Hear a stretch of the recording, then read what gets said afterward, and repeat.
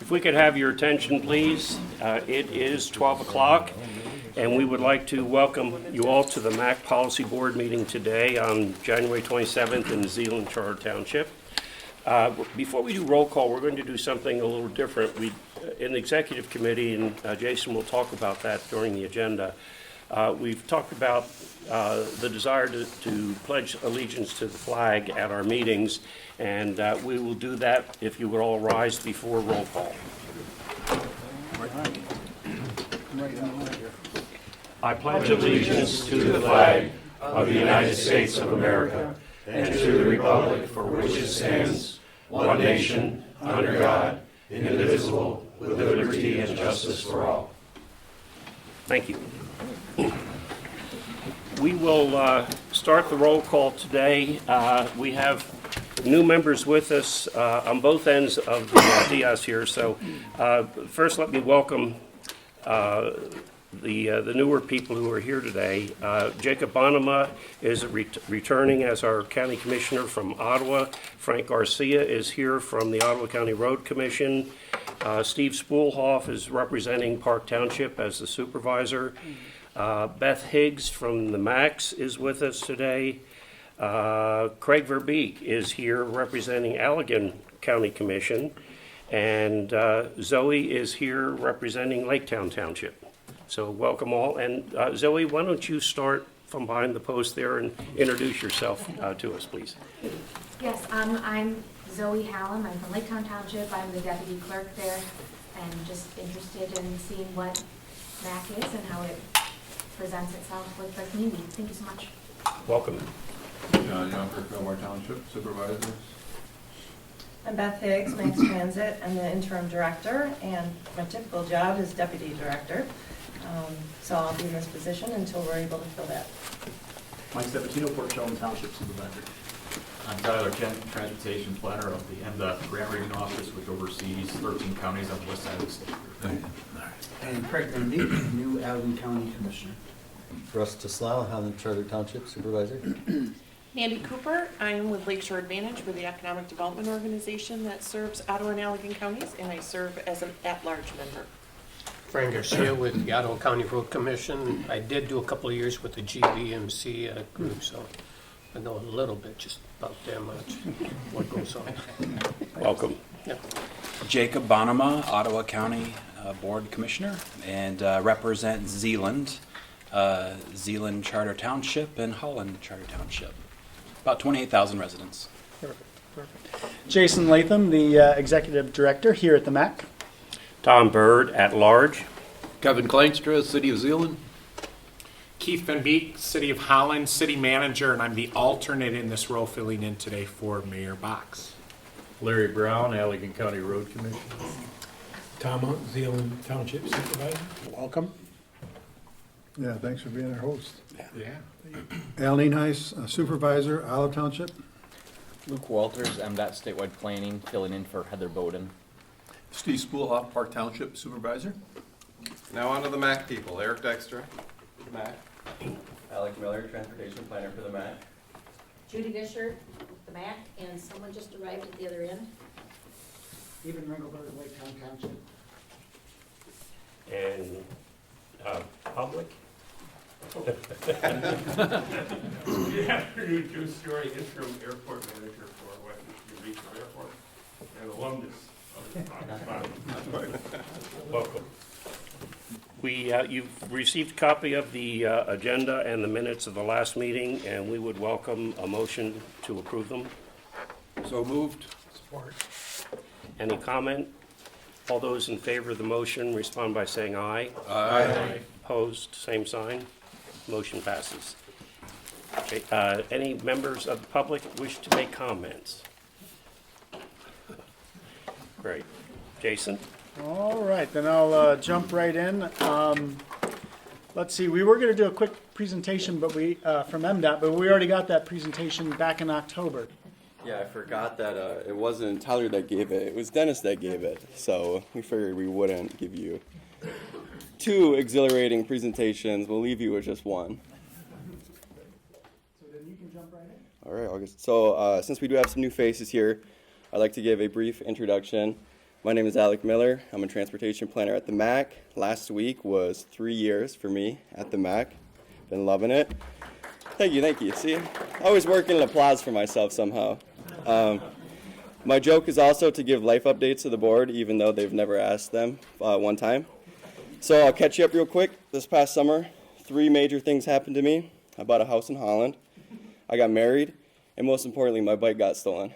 So, and I'm still on the hunt for that bike. Still haven't got it, but we're gonna get there. So the first agenda that we have is MDOT brought forward to some projects to be included in the Macc's upcoming TIP. And these projects have been reviewed, approved by TAC, and Tyler is going to speak more to that. So that's kind of the nature of the presentation that Dennis gave late last year there. And, just a little bit of background on that is we'd like to present our projects that are based on the 5-year program, which we develop on an annual basis. It's state law. We align that with the MPO TIP development process so that we can coordinate projects or coordinate effort and look for opportunities for funding partnerships on any of our existing projects or local projects tied into those projects. But generally speaking, I think you guys are probably sick of us. We've been around for the last few years doing a lot of big freeway projects. But say we're done, but we're never actually done. But we've at least got a lot of the big stuff done. The big, I'll say the big projects we have in the upcoming TIP cycle, so fiscal year 26 through 29. The most notable one is US 31 northbound between Ransom Street and New Holland, so that's kind of on the north side of Holland Township. That's a mill and resurface, and there might be some opportunities to partner with some folks on a couple of different operational improvements for some of the developments going on out there. That's still in discussion. And then probably the last big one there on the list is US 31 at 32nd Street. That's just a traffic signal modernization project. We go around the state, we try to pick out a few projects, or a few traffic signals to combine and modernize, which means we put in LED light bulbs, put up different traffic signal devices with new technology features so they can talk to each other. Unless AI does that for them already, I guess I'm not really sure anymore. But also some other restriping the intersections. All those other items on there are sort of our routine federally funded projects, such as annual restriping or biannual restriping, which is just whatever paint's out there, put new fresh coat paint back on top. We've been trying to do a couple of different special pavement markings every couple of years as the price of paint's gone up. So that's like railroad crossings, school crossings, kind of unique special pavement markings. Aside from that, that's all the big ones that we have, but we've worked through this with your technical members back last fall, and we're just asking for making sure to get this in the next TIP for approval. I'll answer any questions anybody's got. Thanks, Tyler. Yeah. Comments, questions, anybody? Okay, hearing none, I would ask for a motion and support, please. Support. Second. That was Russ and Larry. And Larry. All right, so all in favor with the motion that's out on the table right now, please respond by saying aye. Aye. Any opposed, same sign. All right, motion carries. Thank you. Thanks, everyone. So next up, similar to MDOT, here are projects that Macc has submitted to the TIP, and you might be thinking, hey, didn't we already approve Macc jobs to the TIP? Yes, but that was for Macc jobs using Macc funding. This is standalone Mac's transit money. This is their money, so it's just like how MDOT. These weren't competing funds for our members, so that's why it didn't have to go through the same TIP process, because nobody else had access to the funds besides them. So I have it broken down by each year, 27, 28, and 29. Hopefully you're all able to give those a glance over. They're pretty straightforward. They're the same every single year. Just the budget changes a little bit on some of them, but it's the same description for them, all that. So if anybody has any comments, questions about those. I had an interaction a couple years ago with Mac's, and it was really positive. We identified in my district a Mac's bus stop that wasn't in an ideal location for people to get on and off. Some safety concerns because of piled up snow and ice and the distance that the people needed to travel to get there, and some of those were people that were using crutches, special needs types things. Made the need available to you guys, and literally the sign popped up and went right back down in a good spot, and it was quick and easy, and it was a pleasure to work with you guys. So Well, I did it myself, so. I don't know how you, yeah, it was fantastic, but I just wanted to mention that in case maybe in your districts where you guys live, if you know of any bus stops that maybe could be positioned better. It was wonderful working with you on that. Well, thank you. Yeah, and if, like you said, if you have any changes to where those bus stop signs might be and they're inconvenient, let us know, because upcoming is our route system is going to be changing, and that new route system is due to launch in June, so this is good timing for that as well. Some more to come on that. I did that. Okay. Yeah, and I would, maybe a question, I think I know the answer, but you know how that goes. This funding is flexible too, so as you're implementing your route study, this money is available to implement what you're decided and will continue to decide moving forward, right? That's exactly right. The route study is complete. Right now, we're in the phase of actually finalizing the routes. There's a couple of, a few route changes that we're discussing. And once that's done, then we're going to finalize. And then our mission will be educating the community and pushing out all the information so that everybody's aware of what's happening. So, yeah, and you're exactly right. So there might be some adjustments along the way based on needs. And can you move it from categories too? Like, hey, we thought we were going to get bigger buses and now maybe we're going to have smaller buses. So Absolutely. we thought several years out we were going to spend this much money on buses, but we actually need it for, like, it gives you that flexibility, I think. Yeah, absolutely. That's what we're analyzing right now. FTA asked us to conduct a capital grant analysis. So Kate, our grant specialist, and I are kind of working through those, see where our needs, where everything fits just right for these new routes. And I think once we have everything finalized, we're going to know that we'll have that better information to work with. So you're right. Good. Thanks, Pat. I have a question for you. Just general information for those on the board who may not be aware of it. The cost of buses is astronomical. The first item, for example, $978,000. If those were the full-size buses, how many buses would that be? Full-size buses are about $600,000. Yep. Yeah, that's up 200,000 since, what, 2 weeks? And the Ford 2018, Transit cutaways run about 150. Say one more time, I'm The sorry. Ford Transit cutaway buses, what would they run? Oh, boy, they run about 150, 160,000. Yeah. Yeah, and that's just an estimate, but somewhere in I think it might be 200,000 now. there. Is it 200,000? It could be. So when you see those buses riding down the road, there's a lot of money tied up in them, and I know that's a balancing act for you to allocate your resources. It really is, and like I said, especially with these new routes, we're not quite sure what our needs are going to be, and so we're always analyzing that as we move through this process. Mhm. So, Thank you. thank you. All right. We have no further comments, questions? Motion support, please. So moved. Support. Langston. Support.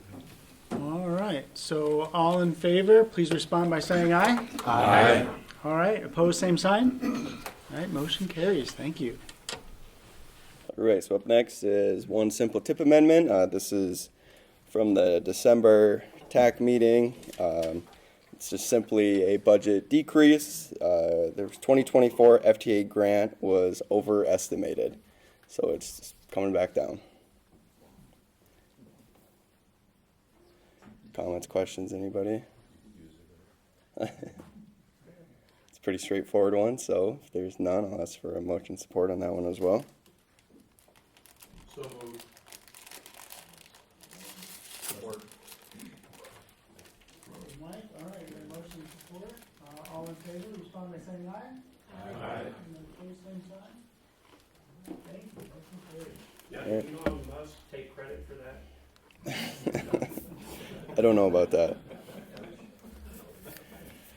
Okay, so next here you can see the National Performance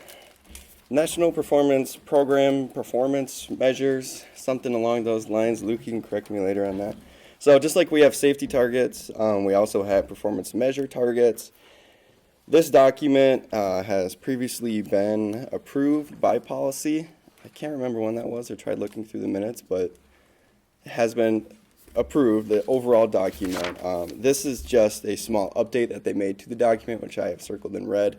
They adjusted some of the percentages on there. I don't know if you want to. Yeah, I can jump in quick. So the safety targets are based on a yearly estimate, whereas the other performance measures are based on a 4-year period. Once we get to the 2-year point in that cycle, we reevaluate those targets to see if they need to be adjusted based on anything that has happened in the last couple of years that would influence those one way or the other. So we look at those and adjust those as needed. So that's what we're seeing here is just adjusting those. It looks like there's the pavement of interstate in good condition is going up. Pavements on the non-interstate NHS in good condition is going down slightly. And then the last one is a percentage of NHS bridges in poor condition, and that is going up. So really it's just kind of looking at what the trends are and adjusting those targets as needed to fit with what we're seeing statewide. Green arrows. Very good. Last motion, I promise. All right, So moved. Support. And support, very good. So any other additional comments or questions? All right, all in favor, please respond by saying aye. Aye. And then opposed, same sign. Motion carries. Thank you. All right, last thing I have is a Safe Streets for All update. We've had 3 virtual stakeholder meetings. They're split up into 3 groups: business, downtown, and school. Those were all really good. We got a lot of good input on those. We continue to have our monthly progress meetings. It's always good to catch up with them. We've paid 2 invoices so far. We also had a meeting with all of the road owners, and we created a draft list to include in the final safety action plan. And then included in our safety action plan from AECom, they are going to do a full scope drawing of projects, and they've allowed us to do 4 for that, and we've selected 2 out of the 4. So this is what our road owners came up with. The first one is what we're calling our roundabout trifecta. That is Butternut Drive, 144th Street, and Riley Street. We're right by the on the north side by the Family Fair. You have that terrible wide intersection where there's the Marathon gas station. And then just to the west of that, you have the one by the Valvoline. That's a 4-way stop. And then to the south of that one, by the church and that Asian food market, that's another 4-way stop. So all 3 of those to be roundabouts. That is the first project that our road owners picked. And then the second one is the southbound US 31 exit ramp to Chicago Drive. Keith is shaking his head. That was a big one that Steve Peterson pushed for that, because that's just kind of a messy free-for-all that people just kind of do whatever they're feeling right in the second. So yeah, there's talks about like maybe putting like a light there or closing that cut through, so then you have to take you have to do a indirect left on that. So I'll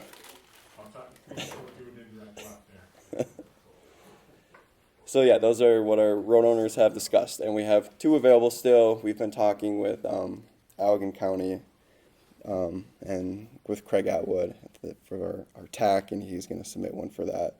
And then I think we're just going to find another local one in the area. Yeah, so yeah, we have a few. Right now it's a draft list. And I guess we're trying to make that list as robust as possible.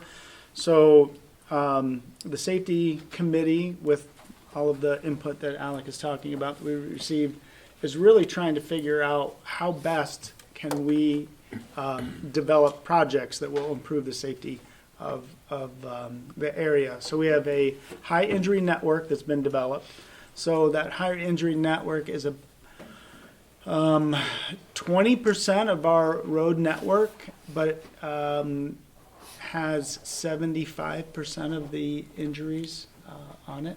So that high injury network is really key to have the data to show where that is. And then what we're hoping with this contract that we have with AECOM is we can select 4 projects from hopefully this robust list that they can do a little bit more engineering on, just get enough information and data to be able to go after construction money. The notice of funding opportunity has not come out yet, but Safe Streets for All, there is funding set aside for construction of projects that are approved as part of a Safe Streets for All safety action plan. So we're hoping to come up with those 4 projects that Alec is talking about. And that's why we're meeting with our safety team, we're meeting with the road owners, and we're really developing that list. There'll be more to come on this. I'm kind of hoping that we'll have a detailed presentation maybe next month and in March, because April is when this is going to be asked of all of you to finalize this safety action plan with these list of projects. Some of the projects will be pie in the sky, hoping that we can get done maybe 20 years from now. Other will be more like, let's get these done in the next 3-4 years. Like, let's really get these done.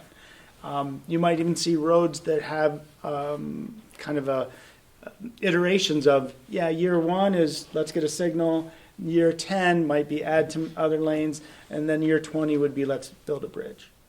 To kind of, let's have this road be as safe as possible over the course of its useful life. So that's kind of the update. There's a lot going on, but we wanted to make sure that you guys know that there's December and January have been busy. Any questions on that? I'd like to add, because of our fostering of a good relationship with Federal Highway, we are getting paid in record speed, which is unheard of. Like within a week of submitting all of our invoices, so that's Pretty special. Yeah, this is the first time the Macc has ever been a direct recipient of federal funds, and there are a lot of hoops that you have to jump through to be able to get direct funding. So I got to give Eric a ton of credit because that's on Eric doing the pass through. Once we got into their financial, got approved, and we're in their Delphi system, it's very wonky, but Eric can figure it out, and we work with our consultant, work with Chris, our finance manager. We put everything in the format it needs to be, and you get it uploaded, and we're getting our reimbursement back within weeks, just a few weeks, not months. So that's impressive. Still working on that relationship. We always want to have a good relationship with Federal Highway. So that's all I have. No motion. Yep. Just a question. Being a newbie here, I don't know exactly the process, but Ottawa Beach Road, every summer we have numerous accidents, also complaints from residents, speed. How do we get on the list on safety on that particular major tourist and residential destination? How do we get on the list on? We have a few projects already. We do? Yep. Okay, great. Yep. And that is part of the high injury network. Fantastic. Yes, it is part Great, of it. thank you. All right. Anybody else? All right. Thanks. That's all I have. All right. Eric. Next up, the path ratings. So, nice to see everyone that I already know, and nice to meet everyone that I didn't know. So, welcome. I don't have any funny jokes like Alec, so. My main thing is my kids are in school right now, so no snow day. Full week. It was getting rough with cabin fever a little bit there, but I didn't go Jack Nicholson on anyone, so we're good. From the side. I don't have any jokes. Okay, so today I'm going to talk to you about our path ratings, which are complete, And then I'm going to talk to you about the progress of the non-motorized document that we're working on, which has not been updated since 2014. So right into path ratings. So I just want to let you all know, so what's what? A bicycle lane, I think we can all visualize bicycle lanes in Holland. And there actually is one in Zeeland on Washington Avenue too. So these are protected from traffic with a line, and they're signed and marked. So a wide paved shoulder we're calling 4 feet or greater, and those are generally safer for walkers and bicyclists, even though per the road commission they're not allowed to be signed as bicycle lanes, and we would never call them that to begin with. So shared use path. I'll point to the one running through Collin Park, or there's one in Zeeland. There's the north side pathway and east side pathway. So these actually leave the right-of-way of the road, but continue on as a path. And then side paths run parallel to roads, generally in the right-of-way. So you'll see them, I mean, there's one right out here on Byron Road, so that would be a side path. And then we all know what a sidewalk is. And then improved park paths would be either boardwalked or paved paths through a park. So just kind of some glossary terms here. So I have broken this down by jurisdiction, who has what. So clearly Holland has the most sidewalks, and then Zeeland would be next. Paved shoulders 4 feet or greater. Fillmore Township actually has the most mileage. Bicycle lanes, Holland has almost 16 miles. And then you'll see Zeeland just over a half a mile. For shared use paths and side paths, Holland Township actually has the most mileage, with Park Township right behind them. And I mean, 70 miles, that's a lot of pathway for a jurisdiction. So, and then improved park paths, Holland has almost 10 miles and they lead the pack. Total infrastructure, Holland has 204 miles. Looks like about 35–40% of the network is in the city of Holland. Any questions on this? Okay. Yes. Yeah, I'll send this whole presentation out because there's a lot of good info in here. Yeah, so path ratings background. So we started discussions in 2023. We worked with our TAC to develop the rating system and then also define what we're going to be rating. And then we received a CEP grant to purchase 3 e-bikes, which got a lot of use this past spring, summer, and fall. I think we put 400 miles on each of them. So we got a lot of mileage out of those. And we started rating the paths in April of 2024 and finished in September. So we actually rated about 200 miles of pavement out there. Some of you have seen us around, some didn't, but yeah, we were out there. High visibility vests, couple close calls, getting plowed over by vehicles, but we survived. And we're going to be incorporating these results into our 2025 active transportation plan. So again, the last plan was in 2014 and it was a non-motorized plan from the Macc. So we have also come to the agreement that we're going to be rating these paths every other year. So that's good. You use the same rating for all the different styles? Because Yeah. sidewalk is a lot different than bike path. So we really base this one on asphalt because that's about 90% of the system. Concrete, since they're all in blocks, you can just remove. But yeah, we do note the general condition of concrete. Keith's benefit, what kind of rating he's going to get sidewalk compared to bike path? I mean, it's. Yeah. Well, we didn't rate sidewalks though. Oh, you didn't? Yeah. Yeah, So we have rated, our own system where we go through our sidewalk network. Yeah. on So a we only rotating rated basis. things that were 6 feet or greater that were designated by the local municipality as a side path or shared use path. So hopefully that helps. The criteria, so this is taken straight from the document that we're working on right now. So this just kind of shows the progression of a very poor path. I won't point out where these are, but one of them's underwater on the left, totally unusable. There was one we came across where tree roots were probably that high off the ground and every 2 feet. So that was unrideable. We actually had to walk the bikes for a couple of these, but and then a 1 would also be like you could take a shovel and shovel the pavement out of the path. So I won't go into too much on these because this will be in the final document, but it just kind of shows where they are, what we're looking at, how much percentage of the system, how many miles, and then the signs and recommended action for these. So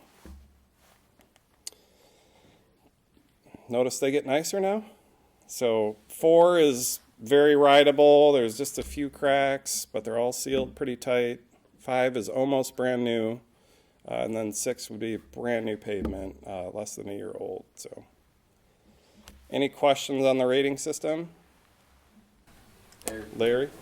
So how are you keeping track? Is there a module in RoadSoft that you're using for this? No. So we developed our own database in-house on GIS. So, yeah. So we have all this information in GIS, and then we've also received from Prine and Newhoff, because they do most of the work around here, construction dates for all this stuff. So I have not put those in yet because it's a lot of data, but I will be putting that in just to kind of track the degradation over time of the pass so we can help make better decisions. Now the map and distribution. So you can see on the left, green is good, the yellow and orange is kind of average, and then the reds are your poor pass. So it's broken down by jurisdiction. 2 jurisdictions do not have any paths. That would be Olive and Fillmore as of this time. They are interested in them in the future. And then the Macc as a whole would be the big pie chart there. And then on the right would just be kind of the matrix of kind of what we're looking at to give something a rating that we did. And then the widths and surface type were also we also measured the width, and then we took note of what the surface type was. So widths would be on the left of this, and I also threw in non-conforming AASHTO path widths. So AASHTO is the American Association of Surface Transportation something. It's a lot of acronyms. So the one in the middle are paths that are less than 8 feet wide, which they consider non-conforming or outdated. So those are in red. Those would be our first priorities to widen those where warranted. The only caveat would be if there's 2 6-foot paths on each side of the road, that negates what we're talking about here. And then asphalt is the predominant material, again on the right there. Concrete you're generally going to see in the city of Holland, some of Holland Township, and then you'll see random paths like in Lake Town. That's actually the longest stretch of concrete down the Beeline Road that we have. So if I had to sum up the typical path in this area, they're 8 feet wide, so that's 70% of the pass. Paved with asphalt, 87%, and then rated below or above average would be almost 70% too. So that's the typical path we have in the area. We have some future things that municipalities are working on. So we did meet with all 9 members, all municipalities in our jurisdiction. And we incorporated existing member plans into our document as well that are floating out there, whether that be a master plan, a non-motorized plan, or something like that. So we do have funded bike lanes coming to Columbia 10th to 24th. And we have 2 funded side paths that are under construction this year now. 152nd from Quincy to Butternut, and then 76 Perry 72nd close by to here. Oh, 74th, I'm sorry. Okay. 74th. The rest are illustrative or unfunded. So that would include almost 7 miles of bike lanes and 43 miles of side paths. We also looked at Macc Transit connectivity. I've been in discussions with Sandra and Kate over at Macc Transit to kind of work on some of these issues that we have, and they have been very receptive. So I know they're working on some grant work too. But they'll have the new system this coming summer. So we use the 8 routes for connectivity to analyze. So there's almost 300 bus stops. 10% have shelters, 80% have non-motorized connections directly by the bus stop. 31% have a waiting pad, and then 20% have neither. So those are the ones we're really looking at to make sure people can access the bus safely. They're not standing in a snowbank, as Mr. Bonema said. That's pretty important to us. So, in addition, we also purchased a ped and bike counter. This is infrared. We tested that over the late fall at Hope College. We worked with Michelle Gibbs over there just to kind of test it out, work out the kinks. So we will be conducting counts from May 1st to October 31st of every year, 1 week at a location. So we're budgeting for 26 locations every year. And of course, we'll receive feedback from our members, areas they'd like counted. So we've identified nearly 300 locations to count. We want to count each mile at least at the bare minimum. Some are less than that. But we do plan on counting each location every 5 years. And we want to push to purchase another one if this works out. So we really want to build this really nice database for non-motorized transportation. Now to the document. We have been working hard on this. We've completely gutted the 2014 document. This is very data-driven. We're focusing on path connectivity, prioritization, funding strategies, equity, access to critical services, and regional integration with other member plans. So first draft is done. It's a text-only draft that was reviewed by the TAC and then some people from MDOT and the Active Transportation Steering Committee. So I'm hard at work getting the document done. It should be done by April, and then we plan on updating this every 5 years.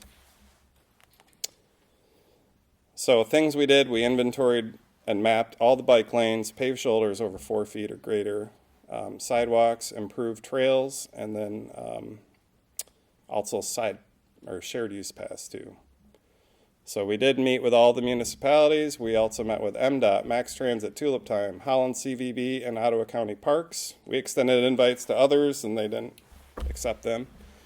We have 2 public open houses coming up in March. One's in Zeeland, one in Holland. They are at Howard Miller Library and then Herrick District Library. I want to add, when Eric was talking about this document, he said "we" a lot of times. This was 99% all him. This is his baby. This is his child. So it's a really good looking and very informative document. So Eric should be super proud when this goes live.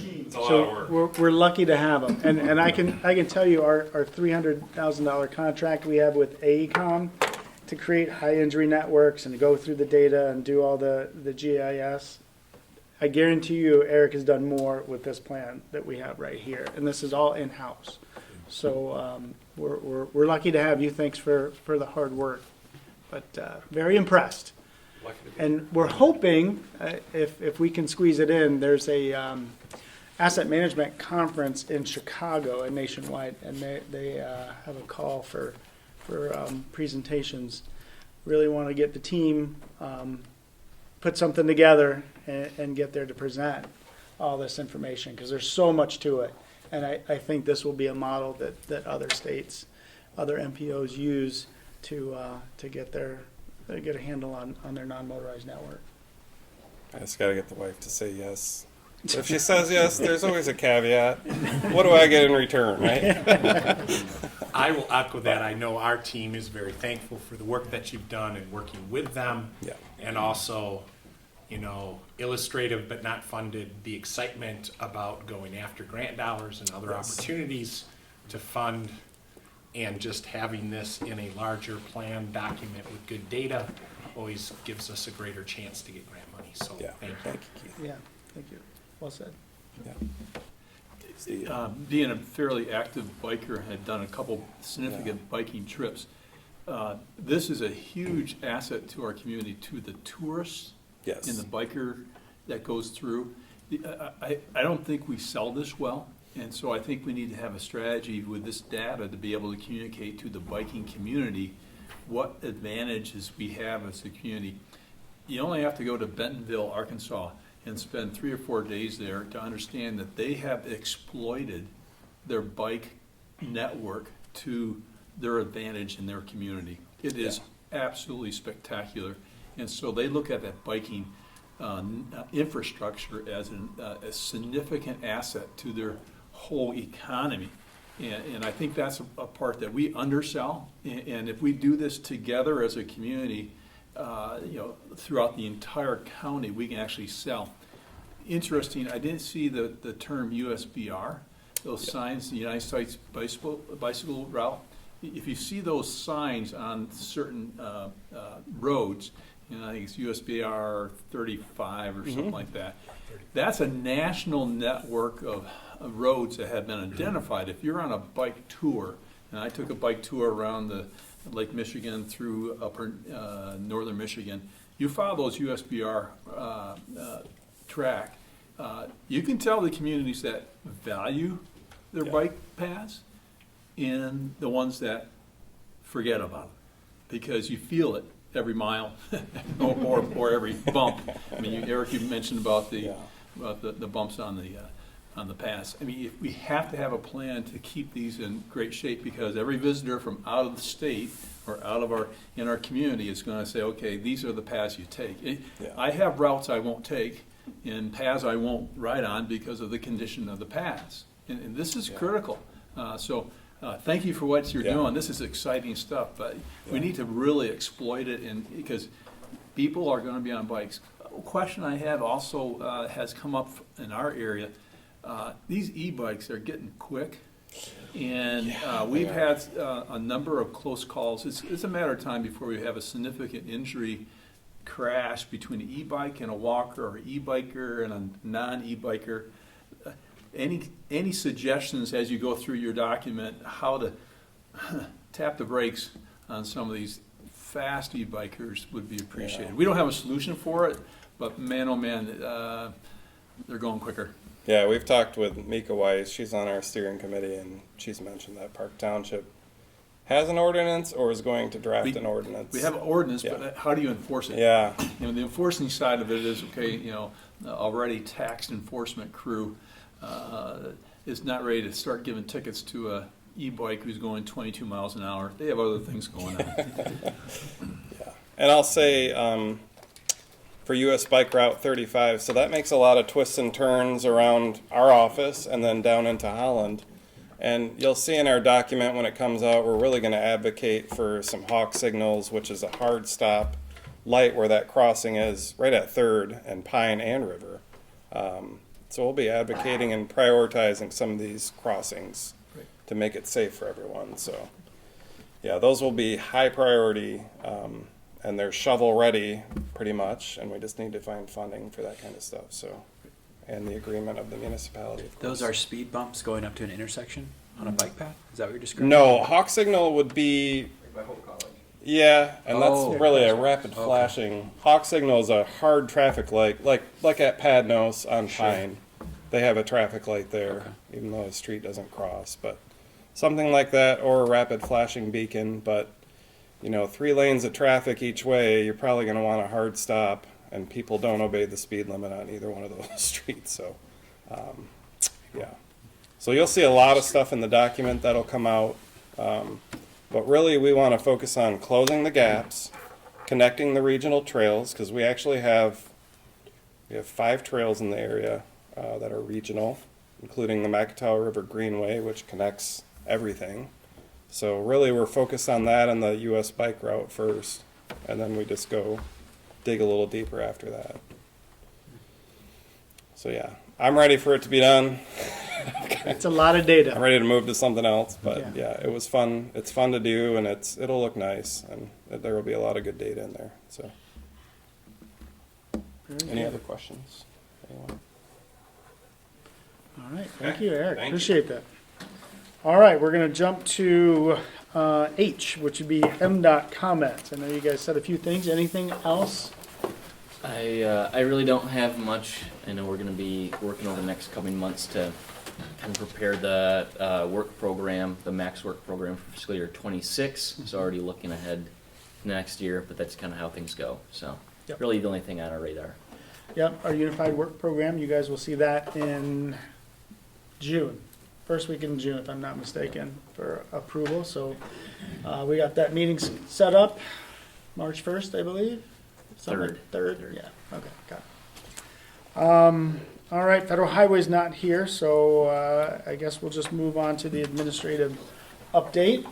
Financial report. So on the finances side, December and beginning of January, I've been working with our auditors and with Chris, making sure everything's finalized there, and the report is done.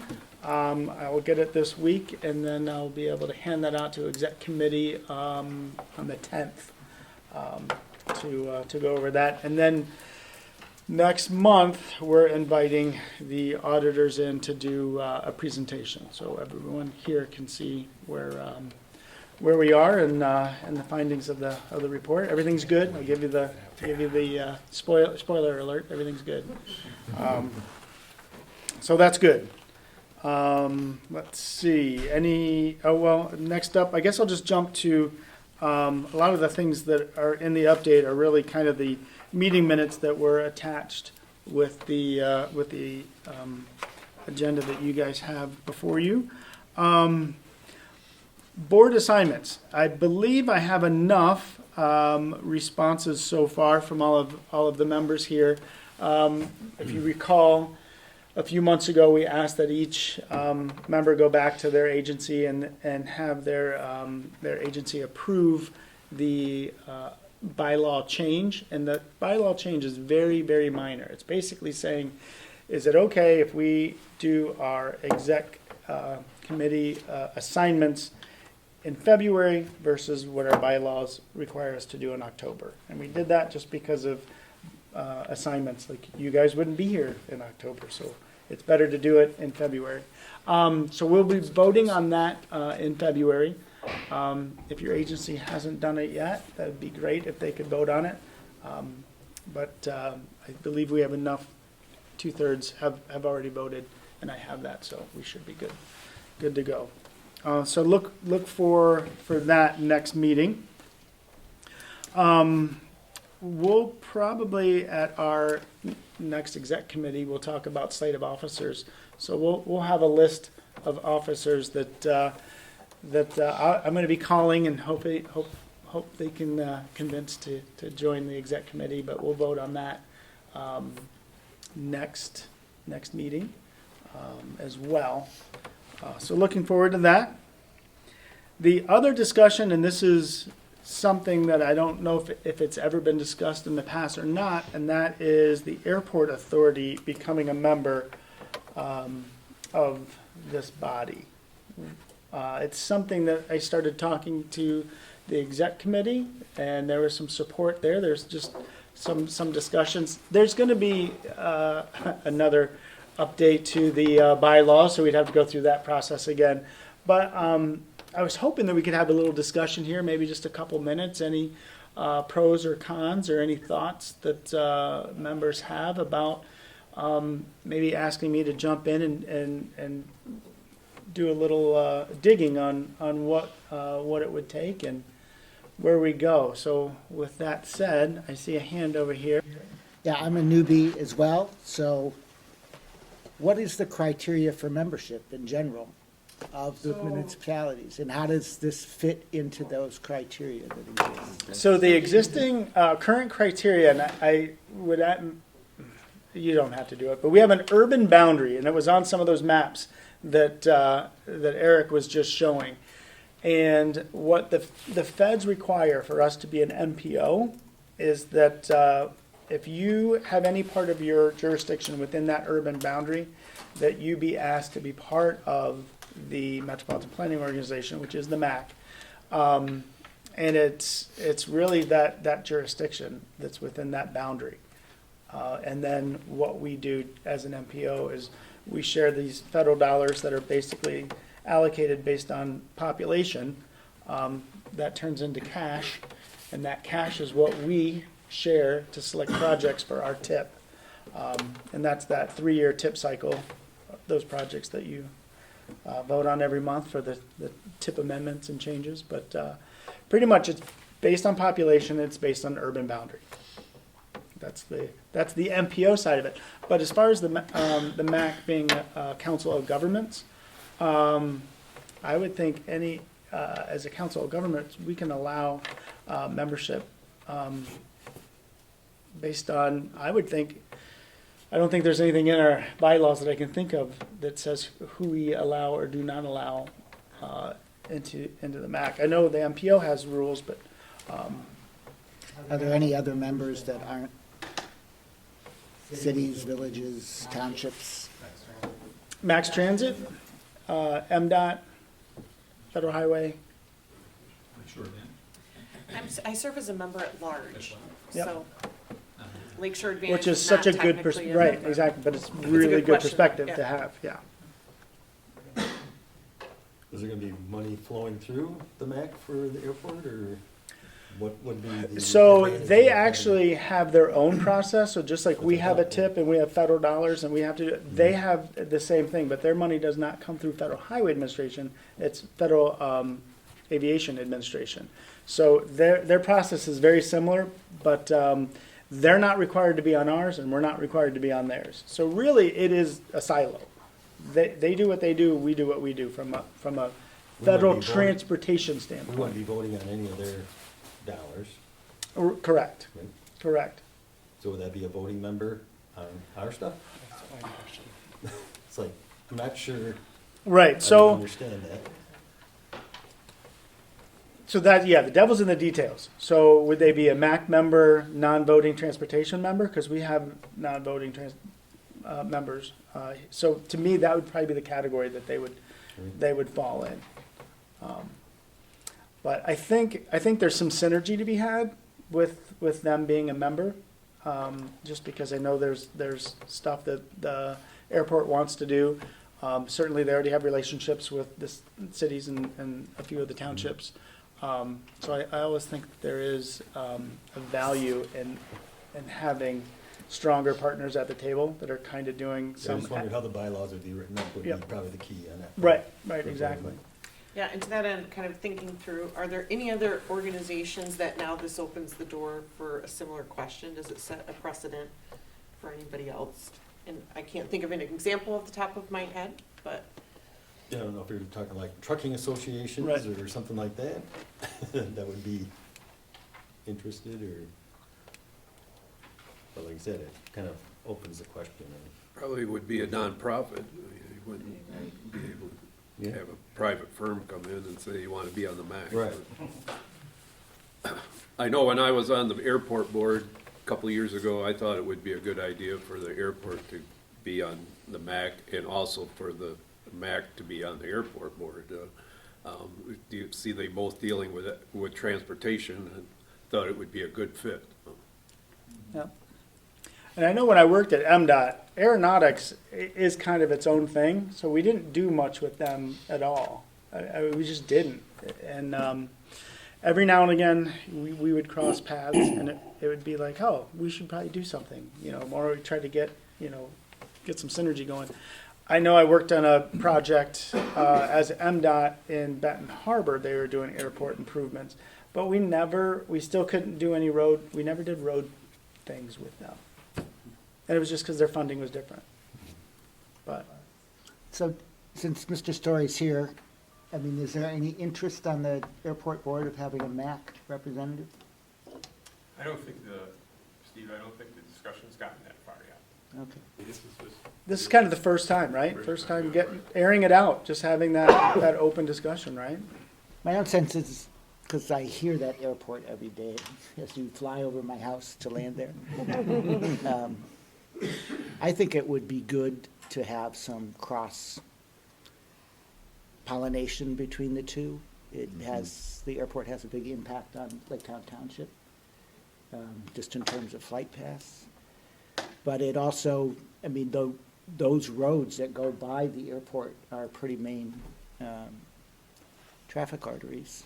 So I think it would be great to have them as a non-voting member, but I also think it would be great to do what Kevin said, which is have them both be on each other's boards.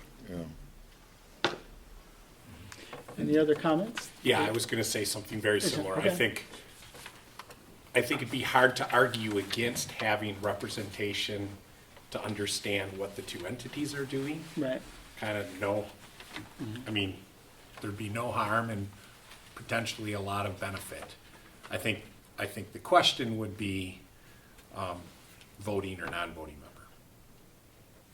Right. And And I'm that might sure even- you guys can sort through that. Yeah, we can sort, yeah, and that'd even be tiered maybe, voting member for MAC, non-voting for things. transportation. Right.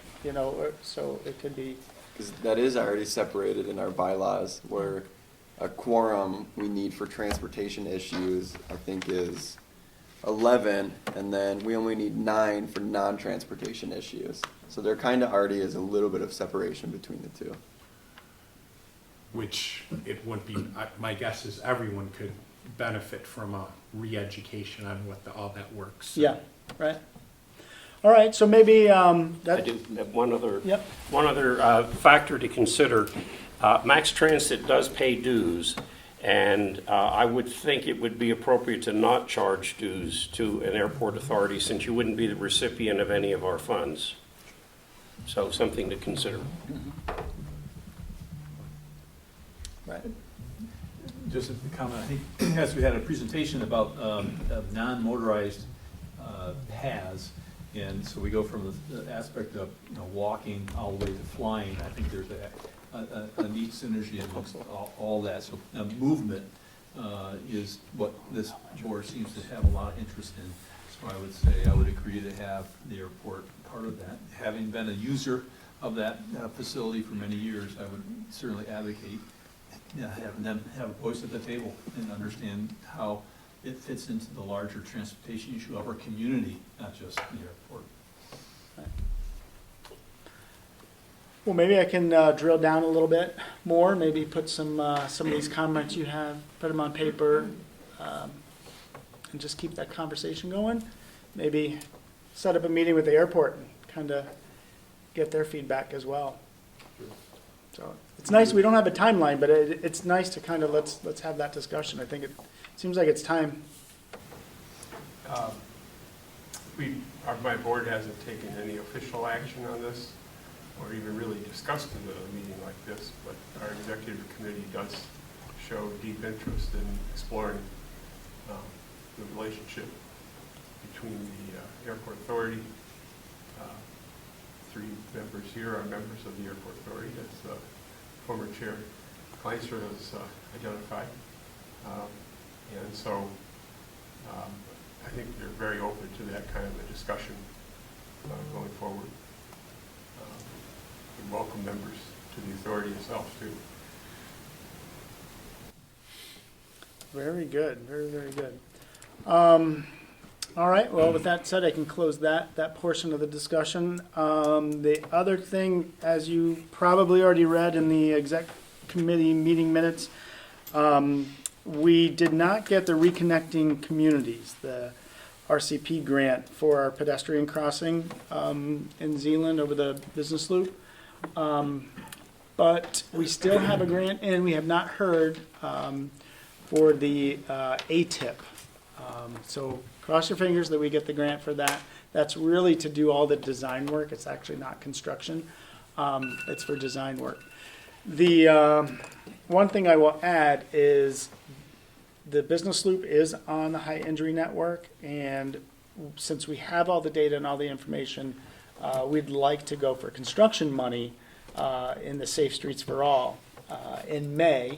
If that notice funding opportunity does come out, then that would be added to the other projects that Ottawa County, Allegan County, and the 2 cities have selected. So we're hoping to get 5 or 6 projects total, but more to come on that.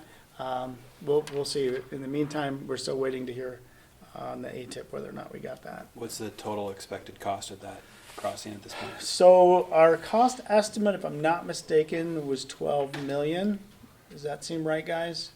Yeah, I think that was for both. I think it was closer, getting closer to 14 from what I heard. Yeah. I would say 8 or 9, probably. And this is bicycle and pedestrian only, essentially? Yeah, and then connecting pathways. Yeah, connecting pathways within the right of way, and I think that was one of the really great outcomes already. Is that working with MDOT, working with the public, MDOT recognized that their right-of-way would be a good location for trails well off the road. I mean, 20, 30, 40 feet away, still within their right-of-way, that they said that would be allowable, as long as we put in a permit application and followed all their rules, that they would allow those trails within their right-of-way, which in the past they haven't, so that was good. And what amount have we secured of that 12 to 14? None, just the preliminary engineering, Just just the engineering. enough to be able to get cost estimates, get public feedback, and then have enough information to apply for grants. Okay. Which was that's $100,000, we spent $100,000. Is there another crossing that looks like this somewhere in our area? There will be one on 28th by Old Studio 28. That's not. In Wyoming? Yeah, in Wyoming. Yeah, Wyoming's doing one right now, yeah. Camp Geneva has one over Lakeshore Drive. Yeah, Camp Geneva. Adams Street over the freeway.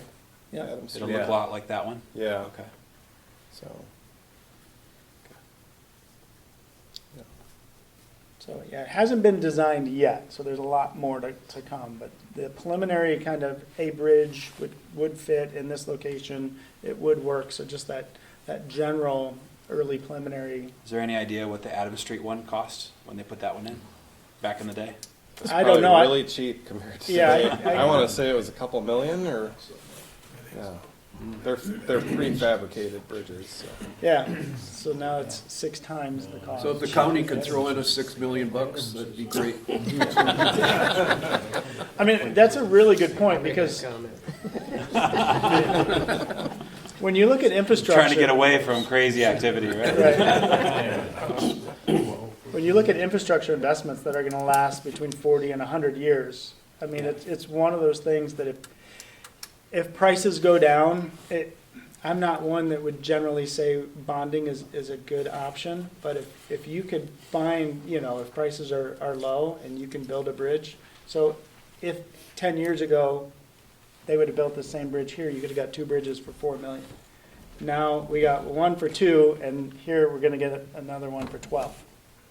Like, prices do keep going up, so there is a cost savings opportunity, potentially. And maybe bonding is a good strategy, maybe it's not. I generally don't think it is, but if prices are low, it might be a good idea. But we're gonna go for grant money, so we don't have to do any of that. All right, last thing is our health care insurance is going up 13%. I think that's probably in the same ballpark as everybody else, as near as I can tell. Exec committee kind of asked if I could still keep my eye out if there's cheaper places to go, so I'm looking at some synergies there. I don't know if there are, but still looking into that. And we already did the Pledge of Allegiance, so I think that's something that certainly is doable. The one thing that we talked about is we don't want to carry a flag around with us to meetings. So one of my comments was if there is a flag in a room that we're having a meeting, that would be appropriate to say the pledge. If there isn't a flag, then Use the screen. all right. That's the worst backup. That's the worst backup. All right, if that's acceptable, that we could do that. Just don't be the location that doesn't have an American flag. Yeah, there you go. I just Who threw it wants out to be there. that guy? Yeah. That's right. Exactly. All right. Well, that's good. That was the only other thing. If everyone's good with that, then that's. I will say I'm looking for a motion to adjourn then. So moved. All right. Oh, member. Oh, yeah. I forgot. Look, I knew it'd been 1 hour, so I was like, I've got to wrap it up. We have a host that we didn't do member comments for our host, and then we haven't gone around the room yet. Do you want to start here? Is that it? Yes. Okay. Well, welcome. Last year when we met next door at the Public Safety Building because our offices were down here because we were refreshing our offices upstairs. So we moved our board room downstairs to give us some more space. So you're getting to see where we have our board meetings now. A couple things, I guess, for Zeeland Township. During this next year, we're going to be embarking upon updating our master plan. It's been 5 or 6 years since we did it, so it's time. So our neighboring people will be eventually getting notification of that. As far as development going on around the township, housing, residential stuff across the street this way. Prairie Winds Phase 2 will be getting going in the spring. They'll be putting the infrastructure in the ground and whatever, those permits for water and sewer have been given. So there's 325 units eventually when that is done. So that's the largest thing we've got going on residentially. There's a few smaller ones as well. On the commercial side, Shoreline Orthopedics and Holland Hospital just opened their new facility here down by the interchange. I've already been there once, so it's a nice place. Hopefully it's a visit, not a service. It was both. But not the surgery part. That should be opening, I think, this week. They'll start doing surgeries and things in there, so. Also, the Autumn Hills Renewable Gas Project, which is with Kinder Morgan, I believe. We've been getting, I think the first couple weeks, they started putting gas into there. We received 200 911 calls about silos and poles being on fire with their flare. That should end. Yeah, that should end. They're flaring the gas. They're trying to calibrate their equipment. Once that gets done, that flare should stop and we won't be getting all these calls. That would be great. Gentex continues to grow. The ODC is working with them on a preschool daycare, whatever they call it, center, right in my backyard. That's moving along, and they continually expand their facility there on north of Riley.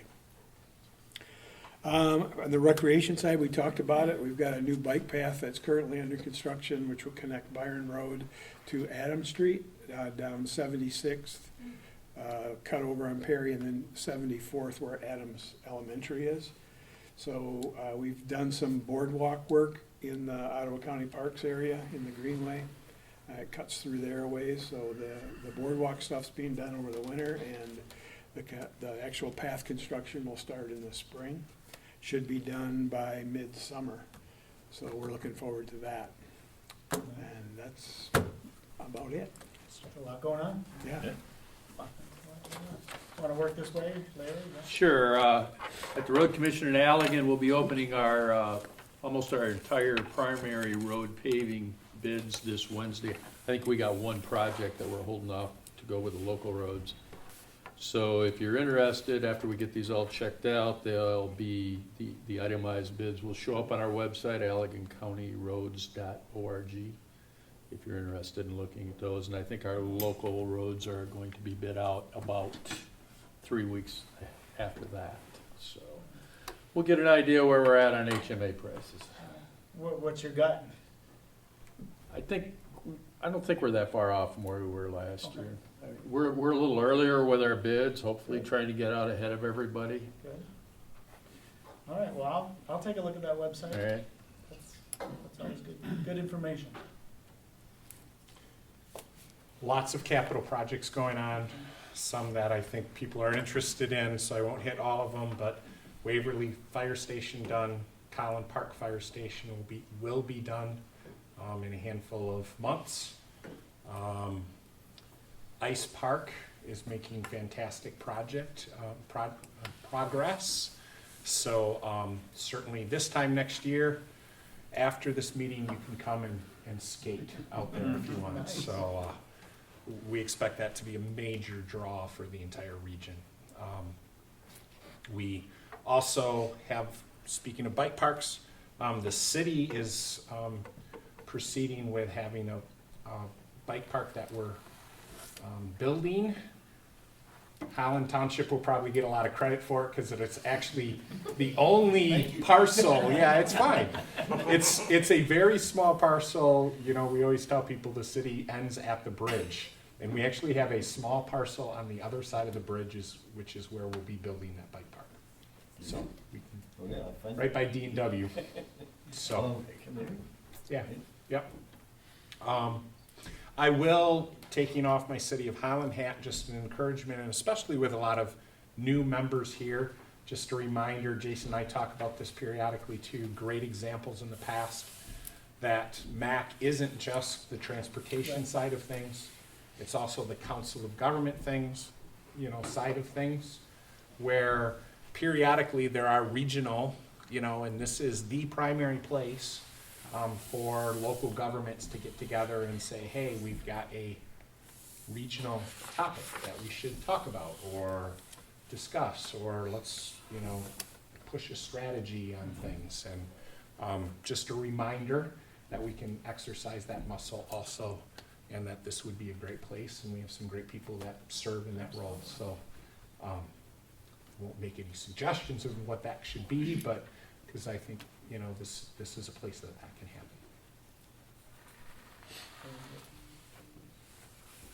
happen. Yeah, our new snow melt in Zeeland got a good workout this winter so far. Things, a few glitches in the system, which always happens, but we're getting it good, working well, and it's been a good winter to try it out. We're talking about expanding, so we have goal setting sessions tonight and tomorrow night, and we'll be talking a little bit about that. Yeah, and I was looking around the room, and after Terry Nienhuis got off the board last meeting, it looks like I'm the senior member now on this one. So not only as longest serving, but also probably age. So. But that's it. Wow. If I could interject, I normally don't have much to report, but I will tell you this. Last Friday, I was elected the chair of the Community Mental Health of Ottawa County, and I agreed to serve knowing that I probably could not serve two important functions as chair, so I will not be continuing as chair the next election for the MAC. Except for those of you in Allegan or on MDOT, the rest of you are impacted by community mental health. It's a $70 million agency that provides vital services to our residents here in Ottawa County. It's an agency, I'll use the word lightly, in crisis, chronically underfunded, and we did hire a new executive director last summer, Dr. Michael Brashears, who is implementing major changes and trying to turn the agency around based on his prior experience here in Ottawa County 20 years ago. So we're grateful for that, and I look forward to working with him to try to make that agency continue its vital service to our residents. Thank you, Tom. Am I up? All right. Well, we got the brand new board sworn in January, so that's been good. We have quite a few new members, so helping them, find out where the bathrooms are and get their feet underneath them is an important task. I am very encouraged by the new members. They're very accomplished, they're competent, and they are serving for the right reasons. So I'm thrilled about that. Prior, when Frank was on the Board of Commissioners, you had 5 standing committees underneath, and that was 2.5 years ago. Under the previous board that I served on, it went from 5 to 7. We've actually taken a different approach. We've reorganized county government down to 2. There's Finance and Administration, which I'm chairing, and there's Planning and Policy, which Phil Kyers, many of you know Phil Kyers, Commissioner from up north, will be chairing. And all of the other standing committees will now report into those 2. This allows us to be more efficient in our meetings. This allows us to not take up as much staff time. We're meeting on the 2nd and 4th Tuesdays of the month. So from a structure standpoint, it allows staff to get a lot more done, and then the meetings are much more productive. That's the hope, right? So that's what we're working on there. I'm also serving on the Insurance Authority. We currently have more than I think we have 22 lawsuits that we're dealing with right now, which is excessively high. And I hope to be reporting back to you that now we have 17, and now we have 14, and now we have 2, So that's a goal of ours. So if you know of anybody that's thinking about suing us, tell them not to. Because it's a goal. Preemptive. I'm excited about this next year. We will, for the first time in 3 years, be having a strategy meeting. We'll be working on a strategic plan for the county, probably doing that in March. So if you have any thoughts that you want us to be talking about, now's the time to get those to us so we get on the agenda for that meeting in March. And we're currently at about a $285 million budget for 300,000 people. We continue to tick up on that. I'm about incremental change. We've had a lot of unscheduled, unbudgeted spending, as well as a lot of extra budgeted spending in the form of ARPA. Because of all that extra spending, I'd like us to take a breath this year as Chair of Finance and say, let's reevaluate where we've invested. Let's make sure that we're getting the most out of each one of those relationships. And let's incrementally see if we can't get that rise in budget increment just tick down a little bit. You know, instead of going from 285 million to 315, maybe there's somewhere in the middle there where we can kind of, flatten the spending out a little bit. So that'll be a goal, and that's a separate conversation with each director. But those are some of the things that I'm working on right now.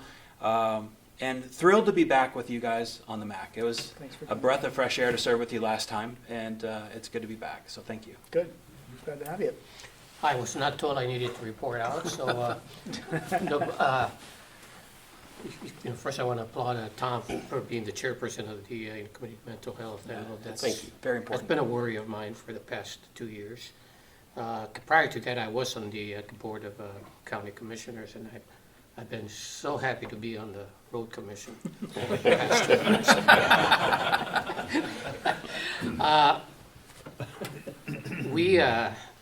We're a 5-member board, actually, on the road commission. We decided last week that we were all going to take 4 or 5 cities or municipalities to attend your meetings, maybe a couple of times a year. So I'll be seeing Park Township, which I happen to live in, Port Sheldon, which I've been there prior, the City of Holland, and there's a couple of more, Olive Township, I believe. So hopefully we'll be able to see each other outside of here as well. I've enjoyed this meeting a lot this past hour and 20 minutes. Like I said, I was on the policy committee for the GVMC, and that's a big group. So when you have a smaller group like this, you're really able to have more discussion and more up to date as to how it impacts you. And being a Park Township, resident, former school administrator in the City of Holland, it's home, basically here. Great.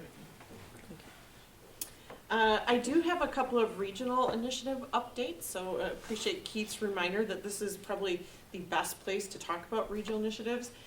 2 projects that we are working on with our regional economic development partners are one that many of you have heard me talk about before. We have access to site readiness funding. So if you have properties, parcels in your local units of government where you could see industrial locating, whether it's currently zoned industrial or if it's something you'd be open to considering in the future for future land use, let me know. Happy to connect you with our team who's working on that. The funding is available to help with planning. It can't be used for actual construction or site work right now, but to identify, what needs to happen if there's environmental assessments that need to be done, et cetera. But this is one of our major barriers here in West Michigan, is having industrial properties ready to go for our companies when they're ready to expand. So again, that's something our team is working on. The other one is a brand new one that I have very little information on yet, but aligns very much with what we were talking about today, and it is a regional outdoor recreation asset mapping project. So working with the 13 counties in West Michigan to map out the recreation assets that we have. So when we talk about the non-motorized transportation plan, bike trails, that sort of thing, there's definitely an opportunity to kind of align those efforts. So I'm not leading that charge, but we'll be participating on behalf of both counties. And as I get more information on what that's going to look like, I'll make sure to bubble that up to our local unit partners in the Macc, work with Eric and the team on that. So excited about that. And then last, just shameless plug, we have our annual meeting on February 20th. So if any of you are interested in joining us, most of you are partners that we work with anyway. You can find information on our website. So we'll be providing kind of a look back at the year of where we've been and what we see coming down the road. Great. One big thing in our township is the community center that's going up in the old Yonkers building. It's gonna still be on schedule, looks like the middle of May. So we're very excited about that. Got a meeting tomorrow to start looking at resumes for hiring the director for that facility, which then will help really, I think, start promoting. So you'll be hearing a lot more about what's gonna be available, how do you get, rental space and plan your wedding there or whatever else you wanna do. Obviously there'll be a lot of pickleball, which I'm excited about, so. That's a big one there. And then I see that I'm hosting next month. I'm gonna be out of town, so I'll have to get somebody to fill in for me. I'm assuming we always do that at the fire station? Yes, On right on the Route 3? street, yep. Okay. Does Steve know about that already, or do I have to? Yeah. I'll double check with him. Okay, All right, thanks. we've got a key. Bring a flag. Hopefully the fire station has one. Yeah. Not a whole lot to report, just being as a new county commissioner, it's a lot to take in, a lot to learn. I was impressed with the guy's presentation, so thank you. I look forward to just getting up to speed, and being a part of this board, so it's just gonna be a lot of learning from me. Drinking through a fire hose right now, that's okay. I'm glad to be here. Thanks. Just one update I forgot to mention with the MDOT updates. 2025, we will have some bridge work going on 196 over CSX Railroad. It's kind of just east of M40 there, east or west, I forget which direction. But around M40 interchange, and then we're also working on the CSX Railroad bridge over US 31, kind of on the south side. I don't think that's going to be nearly as stressful as the other projects that have been going on the last number of years, but there may be some periodic closures. Yep, Port Sheldon, still pretty busy. We've got our master plan. We're about 4 months from completion, so hopefully we'll see that. And in the middle of that, it's not just a master plan, but we have an economic resiliency response plan, which kind of looks at the whole tax revenue side of things with the consideration of the consumer's closure. And one of the positives actually that came out of that was the numbers actually proved out what we were thinking, is that it's really not a large amount for us. It's about $54,000, and that's if the plant went to zero the day it closes, which it doesn't. So, very manageable. And the other buckets that the funding that we collect going out end up being smaller portions of all of the budgets that it affects. So even with some of the schools was a concern, but it's a very small percent, less than a percentage of their overall budget for Grand Haven. So that was good to find that out. So the master plan consultants getting us some good data. With that, there's also a sub-area, so we'll have a sub-area plan for the parcels, and they developed a couple of concepts. We're working on kind of getting a hybridized concept right now, but they had a public meeting. They had about 300 attendees from the community, and generated a little bit of buzz as photos got taken of boards that were up without explanation. Of course, social media just went to town with that, but that's okay. We had to put out some informational fact sheets to go with it.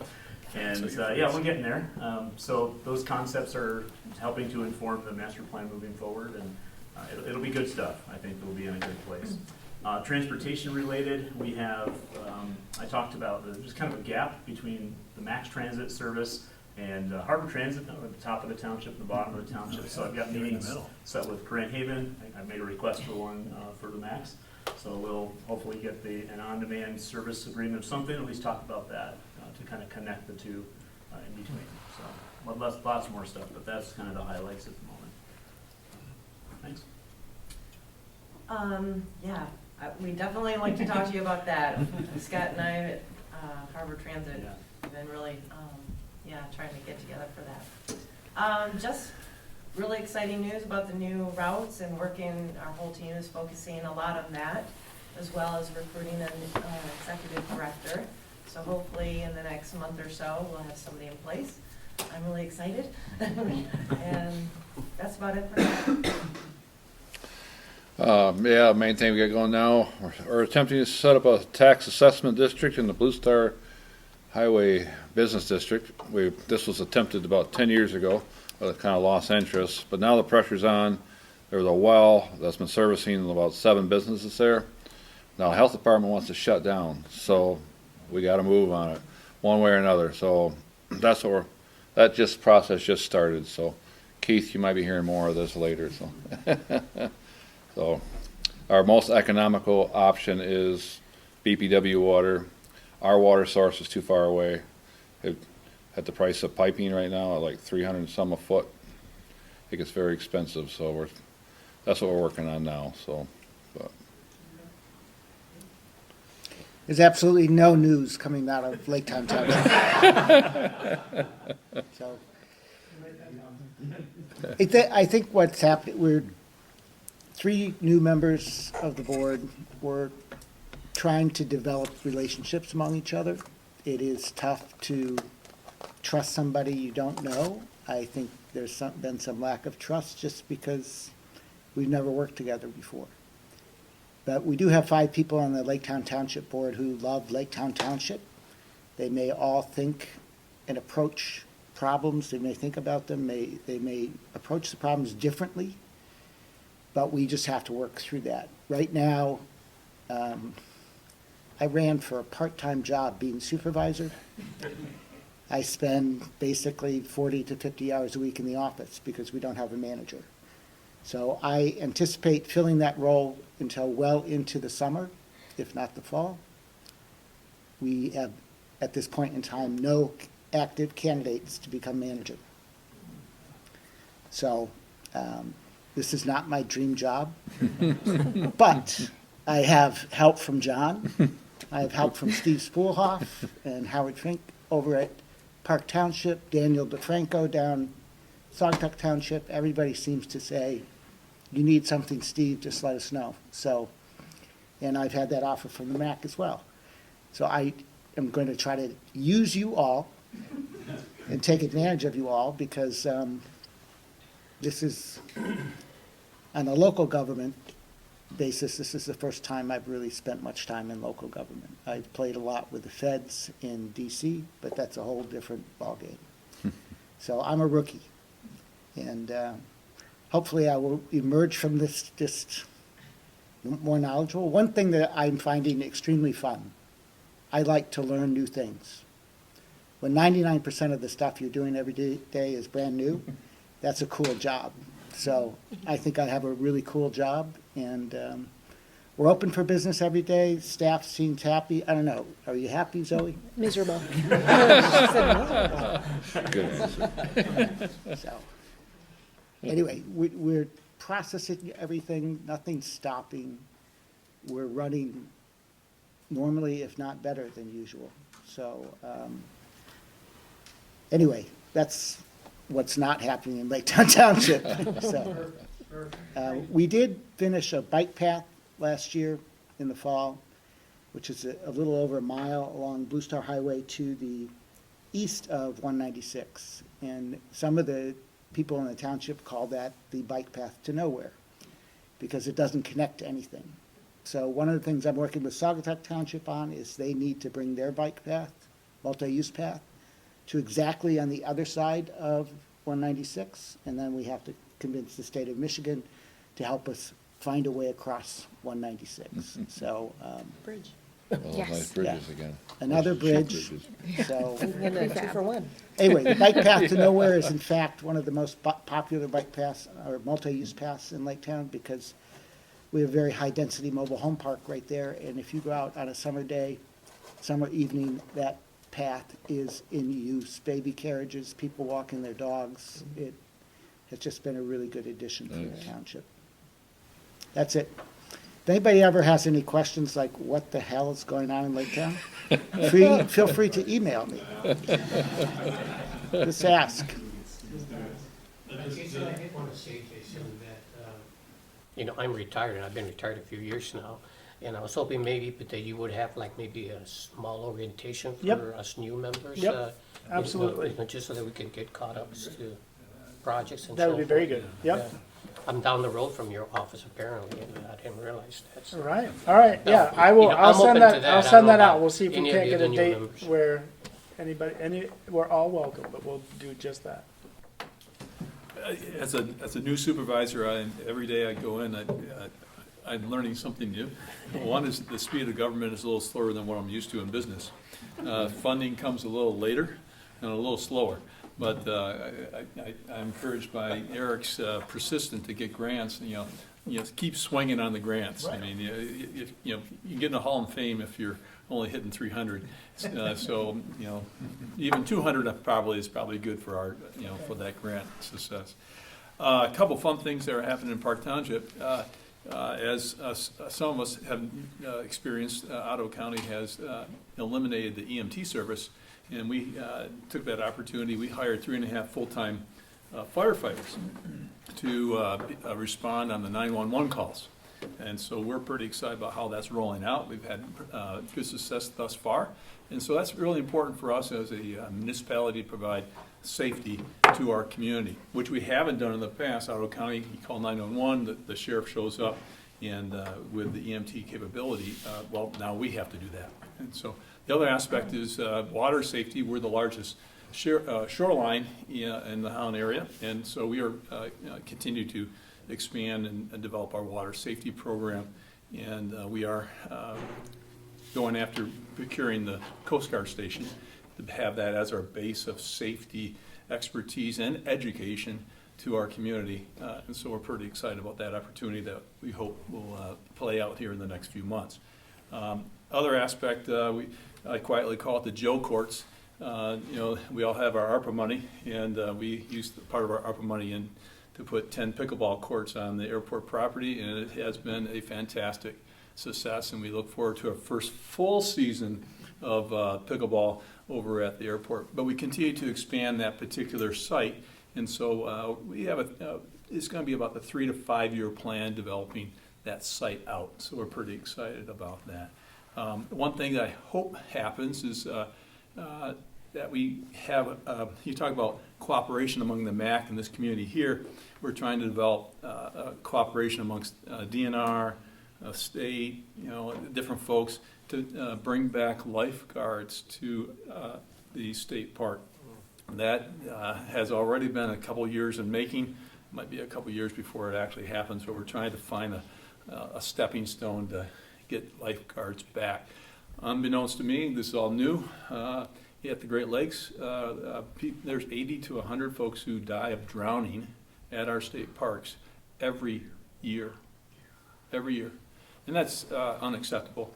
We can solve this, and so we're pretty excited about being part of a team that can solve that significant issue and save lives, because it affects not just the person who passes away, but families and communities when people die like that. So, that's a couple of things that are going on in Park Township. Thank you.